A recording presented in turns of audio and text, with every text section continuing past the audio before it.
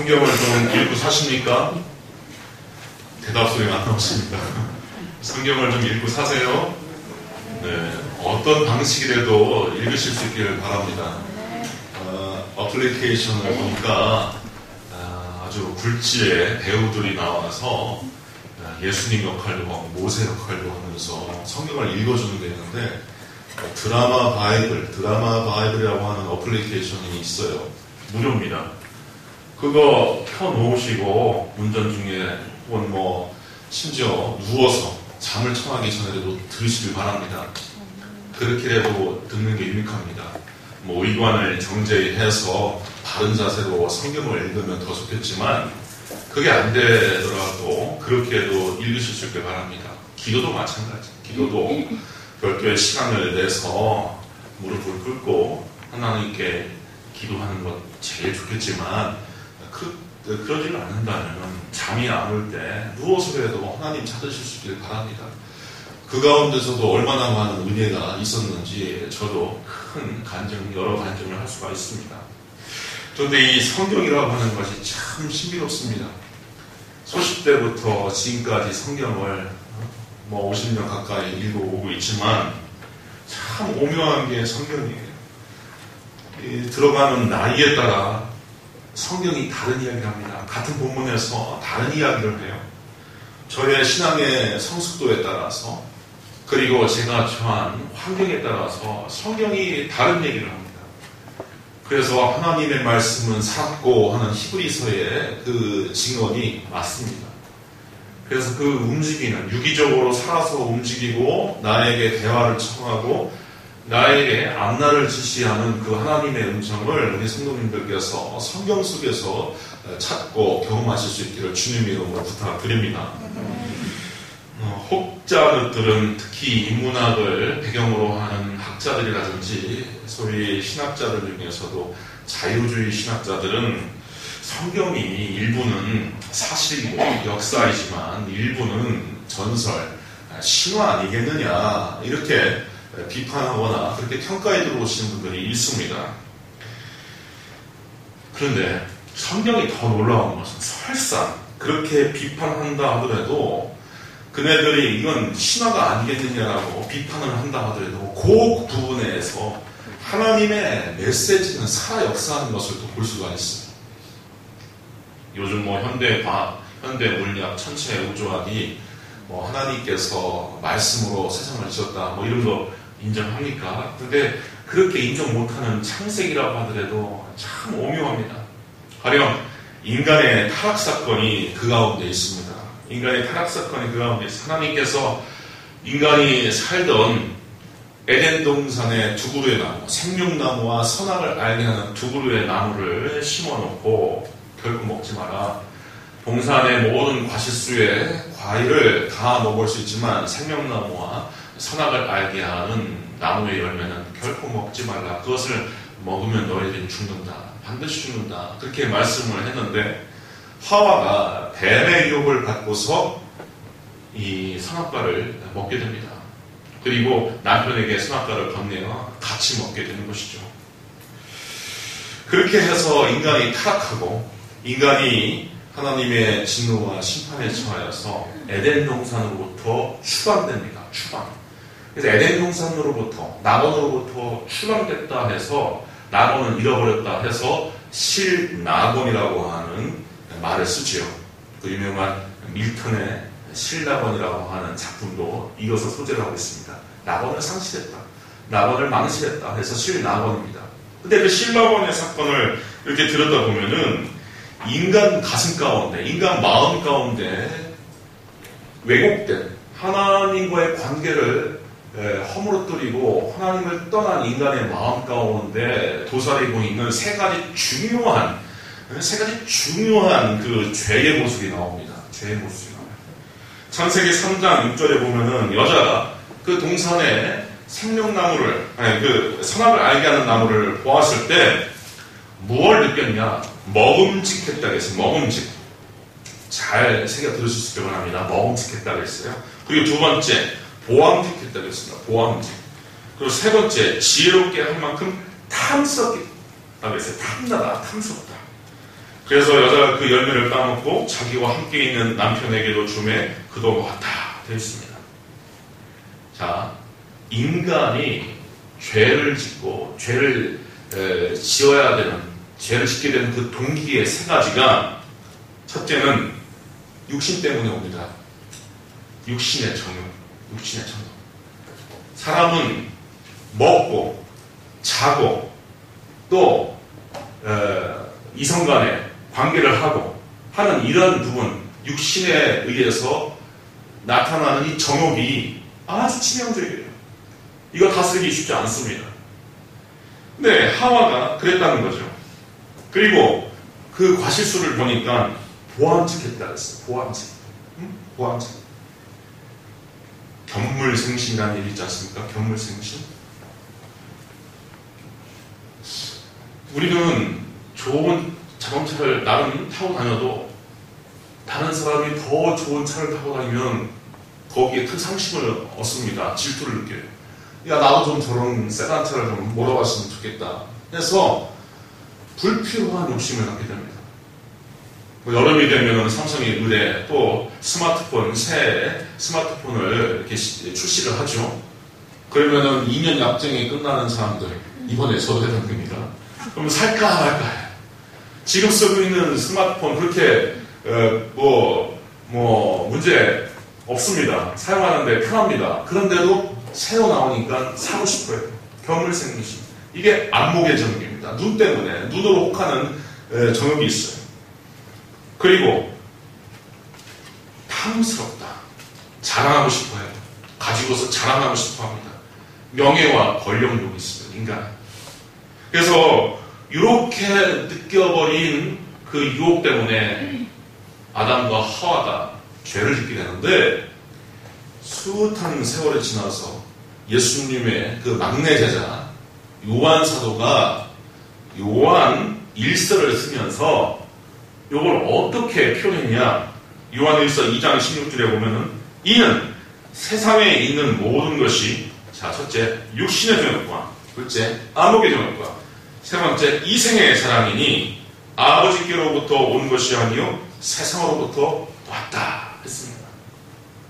이 창세기하고 요한 1서 시대적 또 배경적인 거리가 어마어마한데 이렇게 상통합니다. 상통해요. 그뿐입니까? 이 육신의 정욕과 안목의 정욕과 이생의 사랑, 요 문제를 해결하는 것이 죄를 극복하는 일이다. 죄의 원천을 차단하는 일이다 해서 카톨릭 교회의 수도사들이 수도하며 이제 그 수도원에 들어갈 때 세 가지 서약을 하게 됩니다. 세 가지 서약을 하게 되는데, 그 첫째가 청빈의 서약이고, 두 번째는 독신의 서약이고, 또 세 번째는 바로 순종의 서약입니다. 아예 끊어버리겠다 이거죠. 소유도 갖지 않고, 또 성관계도 갖지 않고, 또 나의 권위, 나의 권력, 나의 명예 주장하지 않고 교회의 권위에 내가 절대 순종하겠다라고 하는 세 가지 서약을 하고 들어가는 겁니다. 우리 한국 장로교회의 큰 어르신, 지금은 돌아가셨지만 한경진 목사님께서도 그런 말씀을 하셨어요. 저같이 피람이 젊은 목사들한테 항상 훈계하는 게, 이성 조심하십시오, 돈 조심하십시오, 그리고 명예 권력 탐하지 마십시오. 다 상통해요. 다 상통해요. 이렇게 인간의 본질, 우리 스스로 한번 이 세 가지 잣대로 한번 들여다보십시오. 나는 어디에 나타난다. 나는 무엇 때문에 죄를 짓고 나는가. 들여다보면 이 세 가지 중에 반드시 하나는 걸리게 되어 있습니다. 저는 이 코, 비강, 이게 좀 약해갖고 거의 감기가 오는 경우에는 코로 와요. 코로 와요. 어떤 분들은 편도선으로, 어떤 기관지로, 어떤 분들은 인후 쪽으로 온다는데 저는 100% 코로 옵니다. 그 얘기가 뭡니까? 코가 약하다는 얘기예요. 비강 쪽이. 마찬가지입니다. 인간이 죄를 짓는 문제에 있어서도 어느 부분이 내가 약하기 때문에 자꾸 거기에 걸리는가, 첫 번째 내가 깨닫는 것이 대단히 중요합니다. 그런 의미에서도 이 창세기가 이렇게 신묘한 거예요. 이렇게 신묘한 거예요. 타락 직후에 타락 직후에 인간의 모습이 창세기 3장에 특별히 나타나고 있는데, 이 창세기는 그러한 모습들을 매우 함축적이고 때로는 상징적으로 그 실상을 보여주고 고발하고 있습니다. 자, 그러면 신라곤 했던 그 모습이 구체적으로 무엇이냐? 첫째, 우리가 나만 잃어버려서 이렇게 어려움에 처하고 인간의 실존, 이 어려운 때로는 가난과 실패와 절망과 헤어짐과 또 소외감을 느끼면서 살아가는 그 인간의 고통, 인간의 고통이 도대체 어디부터 오느냐, 세 가지를 우리가 또 찾아볼 수 있는데, 첫째는 하나님과의 관계가 깨어졌기 때문에 그게 우리에게 괴로움으로 오는 겁니다. 괴로움으로. 창세기 3장 8절에 보면은 이 아담과 하와가 이 선악과를 먹었을 때 자기의 발가벗은 몸을 발견했다고 했어요. 그 이전에는 그야말로 하늘을 나는 비둘기처럼 저 산에 유유자적하게 뛰어오는 뽀사슴이나 고라니처럼 인간도 그런 어떤 분별의식, 차별의식이 없었습니다. 그러니까 벌거벗음을 깨닫지 못하고 거기에 대한 부끄러움을 몰랐다라고 하는 것은 아이와 같은 순진한 단계. 근데 선악을 알게 하는 나무를 딱 먹었을 때 인간에게는 이성이 들어오게 됩니다. 이성이라고 하는 것이 별게 아니에요. 이성이라고 하는 것은 그 불교에서 말하는 분별지랑 비슷한 겁니다. 어떠한 사태나 어떠한 인간관계를 맺을 때 인간은 이해득식을 따집니다. 요거 내가 좀 이득이 될까? 이거 내가 좀 해몽이 될까? 요 사람 나한테 좀 이용해 먹을 가치가 있을까? 저 사람 뭐 국물도 안 나올까? 이런 식으로 이해득실과 시시비비와 또 아름다움과 추함, 미추에 대한 관념과 또 뭐가 선이냐 뭐가 악이냐 따져들려고 하는 이런 것들이 우리에게 들어와요. 그래서 나를 나로 보지 못하고 남편을 남편으로 보지 못하고 누가 더 낫네, 누가 고액 연봉자네, 누가 더 위에 있네, 누가 더 못 사네, 누가 아파트 평수가 더 높네 하는 이러한 마음들이 가득하게 들어오는 거예요. 그것 때문에 이 세상이 차별이 있고 대립이 있고 창고에 가득가득 넘쳐도 더 가지려고 하는 사람들의 그 욕망이 계속 이 지구를 어지럽히고 있는 겁니다.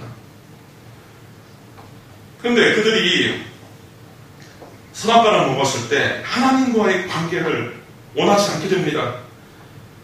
여호와 하나님의 소리를 듣고 하나님께서 나타나신 그 소리를 듣고 아담과 그의 아내가 여호와 하나님 낯을 피하여 동산 나무 사이에 숨은지를 않습니다. 제가 목사 생활을 꽤 오래 했습니다. 그런데 전도하지 않고서 어떤 사람이 그냥 나 교회가 좋다, 찬양 소리가 좋다 이렇게 반응하는 사람을 제가 못 봤어요. 제가 대학을 다닐 때 점심 때마다 대학교 그 기독교 서클 친구들이 기타, 드럼 이런 걸 가지고 나와서 대학 1학생회관 소위 민주광장 앞에서 거기서 막 찬양을 막 하는데 고등학교 친구가 밥을 먹고서 지나가다가 저를 붙들고서 야 너도 교회 다니지? 네 애리도 목사지? 하면서 그런데 왜? 나는 저런 있는 사람들 제일 꼴 보기 싫어. 왜 이렇게 시끄러워 죽겠어. 이러는 거예요. 그러니까 전도하지 않고 자연상태로 있는 사람들이 그렇게 기독교에 호의적이지는 않습니다. 마찬가지. 타락을 한 이 아담과 하와가 하나님의 낯을 피하고 싶은 거예요. 멀어지고 싶은 겁니다. 관계를 갖고 싶어 하지 않은 거예요. 그래서 동산나무 뒤에 숨어버립니다. 그 이전은 얼마나 화목했습니까?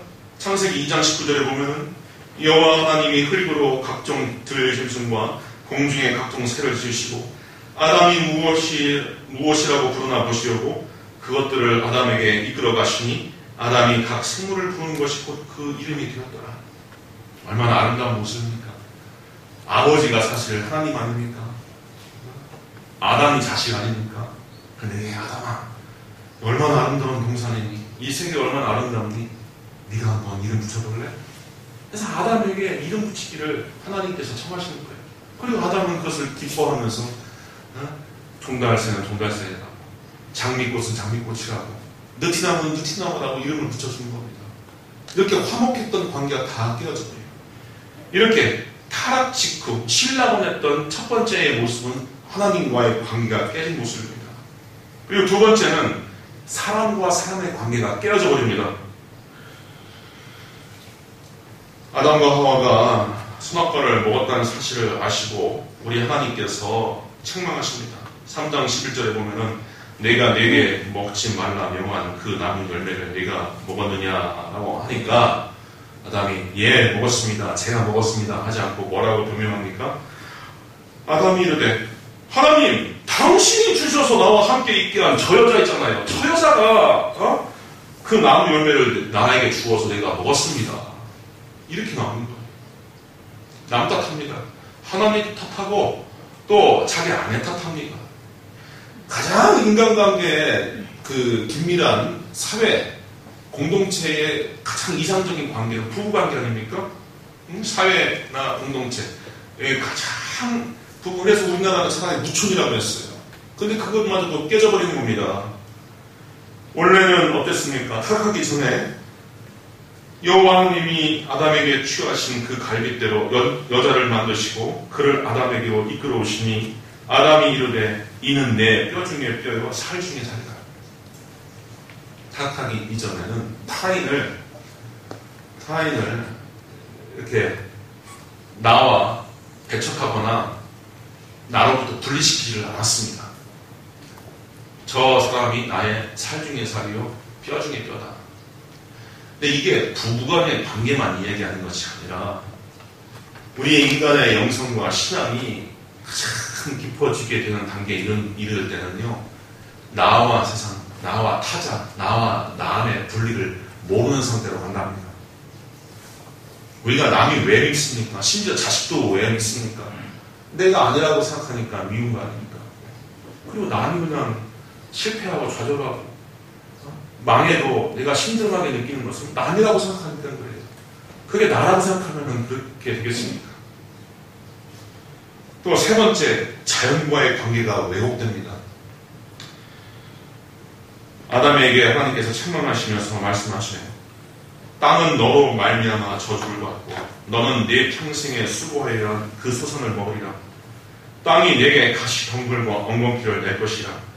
네가 먹을 것은 밭의 채소인즉 네가 흙으로 돌아갈 때까지 얼굴에 땀을 흘러야 먹을 것이니 네가 그것으로 추함을 입었습니다. 너는 흙이니 흙으로 돌아갈 것이냐 했습니다. 예전에는 아름다운 동산에 그 달고 향기 나는 모든 과실들이 아담의 것이었는데 이제 신라고 나면서 자연은 인간과 적대적인 관계로 바뀌어버립니다. 그래서 인간은 자연의 폭력과 착취를 강하면서 살 수밖에 없어요. 이게 인간의 모습이고 문명의 실체입니다. 어디 고향 땅에 가보시면은 10년 전, 20년 전, 50년 전에 그 산하가 그대로 있습니까? 우리 인간의 욕심 때문에 다 파헤쳐지고 다 엉망됐어요. 제가 어렸을 때 할아버지 집 가면은 이게 수경을 쓰고서 할아버지 집 개로 앞에 가서 이렇게 들여다보면은 정말 오색빛 찬란한 피라미라든지 물고기들이 얼마나 아름답게 이렇게 살아 있었는지 가끔 꿈에 나타날 정도예요. 그 아름다웠던 민물고기들의 그 사랑스러운 그 생태 모습들이 지금은 축사가 배출하는 돼지와 소의 똥오줌으로 그냥 시커멓게 했습니다. 우리 성도님들, 인간이 죄인이 아니다라고 하는 이야기를 정말 인정하시렵니까? 세상 사람들은 약간 교회에서 하는 소리고 목사가 하는 소리지 인간이 왜 죄인이냐? 보십시오. 인간이 자연을 지금 어떻게 만들어 놓았는지. 그래서 땅은 아담에게, 우리 인간에게 가시덤불과 엉겅퀴를 내는 관계로 돌변했습니다. 그러나 복락원을 하나님께서 약속하셨습니다. 낙원의 복귀, 낙원의 복귀. 우리 성도님들이 모두가 살면서 이 낙원으로의 복귀, 낙원을 복귀하는 하나님의 능력을 다 체험하시고 힘이 될 수 있기를 주님의 이름으로 축원드립니다. 그 복락원은 첫째 예수님을 믿고 영접하는 것으로 시작됩니다. 그래서 예수 믿으시오 하는 거예요. 예수님은 하나님과 우리 사이에 깨진 관계를 회복하시고 화해하도록 오신 분입니다. 로마서 5장 10절에 우리가 원수 되었을 때 그의 아들의 죽으심으로 말미암아 하나님과 화목하게 하시는 줄 됐어요. 인간의 죄를 대신 담당하시고 인간이 죽어야 되고 인간이 망해야 할 자리에서 예수님께서 대신 그 피를 대시고 죽어주심으로 하나님께 드리는 화목 제물이 되신 겁니다. 골로새서 1장 20절에도 그의 십자가의 피로 화평을 이루사 만물 곧 땅에 있는 것이나 하늘에 있는 것들이 그로 말미암아 자기와 화목되기를 기뻐하느니라 했습니다. 그래서 예수님을 믿을 때 우리가 하나님과 화목하게 있는 거예요. 하나님과. 예수님께서 직접 말씀하셨습니다. 내가 곧 길이요 진리요 생명이니 내가 길이 된다. 그러니 나로 말미암지 않고는 아버지께로 올 자가 없다. 하나님은 진리의 궁극이시고 인간이 복락원 하실 수 있게 하는 힘의 원천이시고 그 안에 생명과 평강과 부유가 다 충만하신 겁니다. 근데 이 하나님을 찾기 위해서 사람들이 과학이라든지 철학이라든지 각종 종교를 창시해서 하나님을 찾지만 그 하나님께로 돌아가게끔 하는 유일한 길은 누구다? 바로 예수다. 예수다. 두 번째, 우리가 예수님을 믿을 때 하나님과의 관계뿐만 아니라 사람과의 관계가 회복됩니다. 하나님 앞에서 죄인들의 모습은 타인을 나의 욕망의 수단으로 만드는 모습을 보입니다. 사람을 이용하려고 해요. 이용하려고. 성공과 자기 성취 수단으로 사람을 사용하게 됩니다. 요즘 10대까지도 참여했다라고 하는 소위 N번방 사건 있지 않습니까? N번방 사건. 사람에게 공포심을 조장해갖고 수치스러운 모습을 찍게 해서 그것을 이 남자들이 돌려다보면서 유통시키고 돈을 벌었습니다. 그것을 보면서 남의 수치와 남의 그 부끄러움을 가지고서 욕망을 채우는 데 사용했다는 거예요. 봅시다. 이성을, 사람을요, 사람으로 보지 않고 하나님의 형상으로 지은 사람으로 보지 않고 욕망을 푸는 대상으로 보는 겁니다. 아이들까지도. 아니 사람을 저게 내 누이고 저게 내 이모고 저게 내 엄마라고 한다면 누가 그렇게 하겠습니까? 혹은 내 자신이 그런 입장에 처한다면 누가 그걸 좋아하겠어요? 그런 거 싹 무시하는 겁니다. 그런 거 싹 무시하는 거예요. 저 사람도 고결한 인격체고 하나님으로부터 부여받은 생명을 얻고 살아가는 중요한 사람인데 그걸 그냥 욕망의 수단으로만 보는 거예요. 2차 세계대전이 끝나고 특히 나치에 가담한 전범들이 잡혀서 이제 전후 전범 재판을 하게 됩니다. 그래서 유럽 각지에서 정말 유대인들을 학살하고 전쟁을 일으켰던 그 사람들을 다 모아다가 연합군 나름대로 전범재판소를 운영을 했고 또 이스라엘 나름대로 또 전범재판을 하게 됩니다.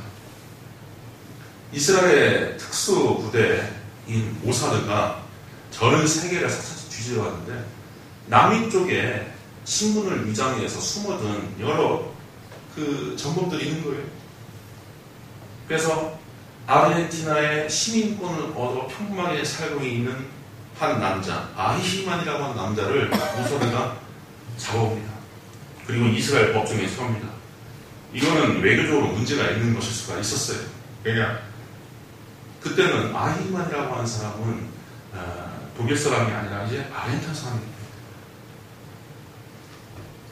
법정에 세워서 이제 세계적인 재판이 일어나는데 그때 당시 뉴요커라고 하는 잡지사에 투고를 하고 있는 한나 아렌트라고 하는 여철학자를 뉴요커라고 하는 잡지사에서 취재를 하게끔 만들어요. 그래서 한나 아렌트라고 하는 철학자가 이스라엘로 가고 아히만의 재판 과정을 쭉 보게 됩니다. 근데 아히만이라고 하는 사람이 뭘 했던 사람이냐면은 뭐 수용소를 운영을 했거나 총칼을 가지고서 유대인을 학살하는 사람은 아니었어요. 유대인을 잡아다가 수용소로 보내는 그 수용소 기차 시스템에 관여했던 국가 공무원이었습니다. 그래서 하라는 대로 유대인을 잡아다가 몇 시에 몇 명 태워갖고 어디를 보내라, 어느 지역으로 보내라, 언제까지 보내라, 이것을 수행했던 사람입니다. 항변을 합니다. 내가 왜 뭐가 잘못이 있느냐? 국가가 시킨 대로 했다. 난 국가 공무원이었을 뿐이다. 라고 항변을 하는데 한나 아렌트라고 하는 사람이 그 재판 과정을 계속 지켜보다가 놀라운 발견을 하는 겁니다. 악이라고 하는 것이 히틀러라든지 괴벨스라든지 이러한 나치의 전범의 중직자들에게 덮어 씌운 문제가 아니라 타인의 고통에 대하여 공감하지 못하는 능력, 그게 곧 악의 평범성, the benefit of evil. 그러니까 악이라고 하는 것은 너무나 평범한 모습으로 우리에게 도사에 있다라고 하는 것을 발견하게 됩니다. 그래서 이 예루살렘의 아히만이라고 하는 책을 보게 되면은 한나 아렌트가 집어냈던 그 악의 평범성이라고 하는 키워드에 마주치게 되는데 이것 때문에 독일 사람들도 대단히 불쾌했고 또 이스라엘 사람들도 대단히 불쾌했다는 거예요. 왜냐?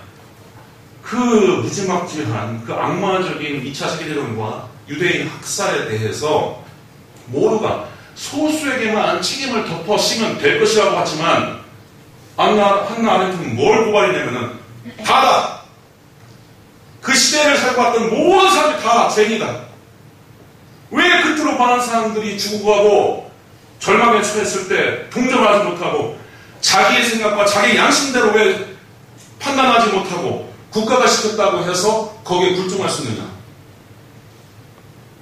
이런 논리로 고발하니까 예외가 없는 거예요. 다 인간이에요.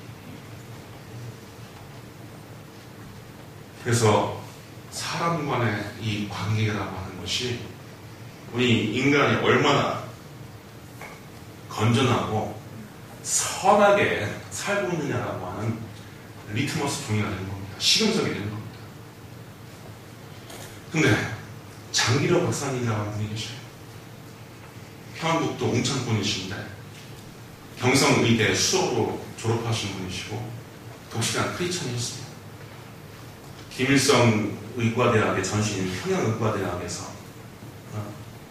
동직하시다가 이제 두동강이 나는 바람에 한반도로 들어온 겁니다. 그냥 북한에 억류되어 있다가 김일성의 맹장술까지도 참여했던 분이셔요. 김일성이 대단히 아꼈던 사람. 근데 평양이 국군에 의해서 연합군에 수복되면서 국군을 위해서 수술하다가 국군이 또 1.4후퇴 때 후퇴를 할 때 장기가 박사가 데려간 거예요. 잠깐만요. 내 옷까지 좀 챙기고 가겠습니다 해서 5남매를 두고 있는데 둘째 아들을 불러다가 전화를 해서 불러다가 둘째 아들이 가져온 옷과 둘째 아들만 데리고서 피난길에 올라서 부산에 정착하게 되십니다. 이분은 어떤 마음이 있었냐? 돈이 없어서 사람이 치료받으면 안 된다라고 하는 철학이 있었기 때문에 병원을 무료로 운영을 했어요. 운영이 됩니까? 지금도 그렇게 못합니다. 근데 그 시절에 피난민 상대로 무료로 운영했으니 적자가 생겨요. 그래서 독지가들한테 후원을 받다가 안 되겠다 싶어서 이분이 그 지역 주민들한테 60원을 받으면서 의료 조합을 만듭니다. 그때 담배값 한 갑이 100원이었는데 60원이라면 푼돈이에요. 이것이 나중에 박정희 대통령에게 영감을 줘갖고 당시 국가공무원이라든지 공직자들 또 선생님들 대상으로 하는 의료보험의 시초가 됩니다. 이분의 예전에 인간 사람이 얼마나 대단했냐면은 자기 병원 운영을 할 때 뭐 자기는 원장이니까 얼마만큼 가져가고 또 과장이니까 얼마만큼 가져가고 또 뭐 사무장이니까 얼마만큼 가져가고 이런 계급의식이 없었어요. 그 병원에서 가장 많은 셀러리, 월급을 가져가는 사람은 운전기사였답니다. 왜? 가족이 많았다. 그리고 자기는 돌아갔을 때까지 병원 옥탑방에, 저 고신대 보건병원의 옥탑방에 살다가 돌아가셨습니다. 저는 이렇게 극명한 모습을 보면 오늘 우리가 예수님을 잘 믿고 잘 살 때 어떠한 모습으로 하나님을 섬기고 인간을 잘 섬길 수 있을지 충분히 보일 수 있다고 봅니다. 마지막으로 자연과의 관계가 회복됩니다. 로마서 8장 19절에 보면은 이 피조물, 썩어지면서 존속하는 피조물이 고대하는 바는 하나님의 참된 아들들이 등장하는 것, 나타나는 것이라고 했어요. 예수 잘 믿으면 자연에 대해서도 우리가 책임감을 줄 수가 있습니다. 우리 성도님들 코로나19 바이러스가 지나간다고 해서 이런 유사한 역병이 안 볼까요? 과학자들은 그렇게 안 봅니다. 그 근원적인 이유가 자연을 우리가 자꾸 파헤치고 깊은 밀림이라든지 인간이 손이 잘 가지 말아야 할 곳으로 자꾸 접근할수록 인수공통 바이러스가 자꾸 인간 사회로 들어온다는 겁니다. 돼지는 돼지의 바이러스가 있고 사람은 사람의 바이러스가 있고 새는 세 개의 바이러스가 있는데 이 인수공통, 인간에게도 그리고 사람에게도 동시에 치명적인 작용을 하는 바이러스가 자연 곳곳에 깊은 곳에 있는데 그것이 자꾸 사회로 들어오게 된다는 것이죠. 그래서 이걸 멈춰야 된다는 겁니다. 우리가 또 차를 끌고 다니면서 내뿜는 이산화탄소가 위에 오존층을 파괴하면서 이제 많은 사람들이 피부암에 이제 노출이 되게 됩니다.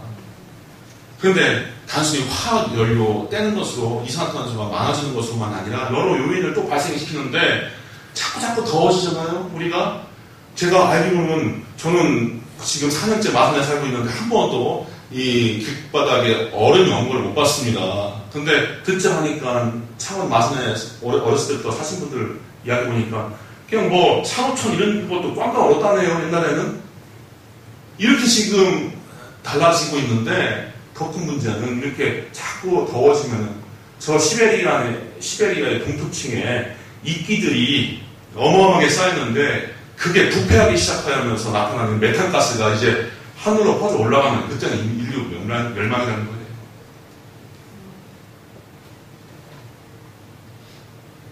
우리 예수 잘 믿는 사람들은 어마어마한 이 사명을 갖고 있습니다.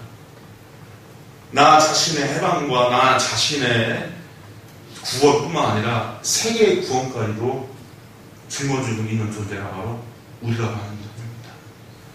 우리 사랑하는 모든 성도님들이 예수 그리스도, 예수님 잘 믿어서 모쪼록 하나님의 형상을 찾으시고 대대손손 예수 잘 믿는 가정 가문 이루셔서 모두가 복락원하시고 이 땅에 하나님의 구원의 파수꾼으로 사실 수 있기를 주님 이름으로 축원드립니다. 기도하겠습니다. 은혜로우신 아버지 하나님, 예수 때문에 우리가 하나님의 형상으로 지음받은 하나님의 아들들 되었고 어떻게 살아야 할지 분명한 목적을 우리가 알게 됩니다. 하나님의 그러한 부름에 따라 살 수 있는 우리 모든 성도님에게 하여 주시옵소서. 예수님의 이름으로 기도합니다. 아멘.